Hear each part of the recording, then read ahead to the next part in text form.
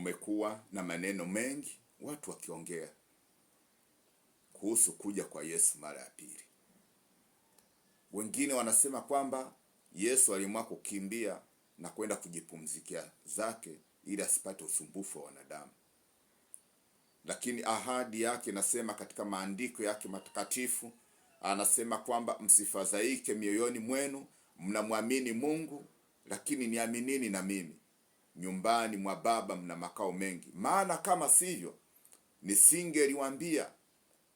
Maana ninaenda kuandalia mahali, ili nilipo mimi nanyi muwepo. Kurudi kwa Yesu mara ya pili ni jambo la hakika, ni tukio la hakika ambalo halina maswali. Yesu anasema he is coming again. He is coming again. Soon, very soon, we are going to see the King.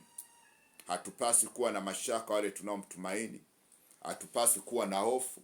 Hatupasi kukaa katika huzuni na kukaa katika hali ambayo hatujui. Wote tunaamini maandiko matakatifu ya Mungu. Tuna imani kubwa ya kuweza kuamini kuja kwa Yesu mara ya pili jinsi kutakavyotokea. Anaongea katika kitabu cha Mathayo 24, anaelezea pale ni mambo gani yatakayotokea siku za mwisho. Anasema kwamba kutatokea na matetemeko, kutatokea na vita, kutakuwa na magonjwa hatari ya kutisha ambayo yatatokea katika dunia hii.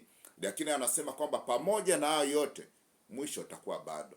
Baada anasema kwamba habari njema ya ufalme itahubiriwa, ndipo mwana wa Adamu atakapokuja. Unaposoma katika kitabu cha Qur'ani ile sura ya 43 aya 61, Qur'ani takatifu inasema, na hakika yeye Isa ni ishara ya saa ya kiyama. Na hakika yeye Isa ni ishara na saa ya kiyama.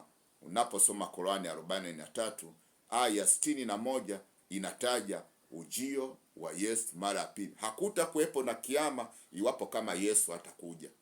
Kwa ili kiyama kiepo ni lazima Yesu arudi. Kwa hiyo ninapenda kuwasihi watu wa Mungu ya kwamba ni hakika kurudi kwa Yesu mara ya pili kupo, na yeye ndiye mwenye vigezo vyote vya kuweza kuihukumu dunia. Kwa hiyo kama ulijiona uko nje ya kigezo, uko nje ya kwamba umwamini Yesu, basi alama ya kiyama itakapokuja, kiyama kitakapokuja, ya kwamba utahukumiwa kulingana na kile ulichokiamini. Ikiwa ulitenda mema, utahukumiwa kwa kutenda mema. Ukiwa ulitenda maovu, utahukumiwa kwa kutenda maovu. Ninachokwambia mtu wa Mungu ya kwamba ni hakika Yesu anakuja.